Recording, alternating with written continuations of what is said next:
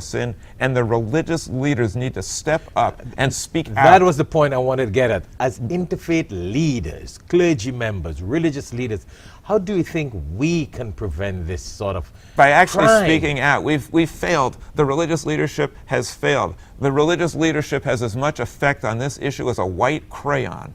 It has no effect because religious leaders are not speaking out. They're not calling evil evil, and they don't want to Do you antagonize think people. religious leaders are playing the same game of politics now? Absolutely. Would I say you are a politician or you were a politician? Well, when I was I was in office, but I was not a politician. That's love why that. That's why I'm not there anymore. I like that. I Oh, spoke so- my mind, and that's why I was taken out instantly. So now that you have had But I had the a good time for 2 years. Now that you have had the experience as a Florida state rep, you're a rabbi now, you're serving the congregations from a different vision. Now you can see a better view as to why religious leaders need to come together to prevent the corruption that politicians enhance, initiate, or create. Absolutely. I've seen it Well, firsthand. what would you say about that? All of our leaders are not doing their job. When I served in Tallahassee, I was in the Florida legislature. I brought my dad up, who's a rabbi, to say an invocation.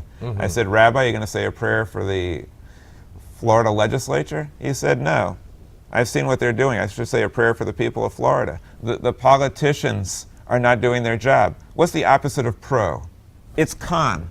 So what's the opposite of progress? It's Congress. Congress isn't doing their job. They're not speaking up. People are placing the importance of a check from the NRA over the lives of our children and of our people. So it's The all about politicians- power, money, right. show. Now let's take the religious leaders. The religious leaders, they want to curry favor with their congregants. If they speak out on an issue, if they say something about the NRA or the Republicans or whatever, people are going to leave their congregation.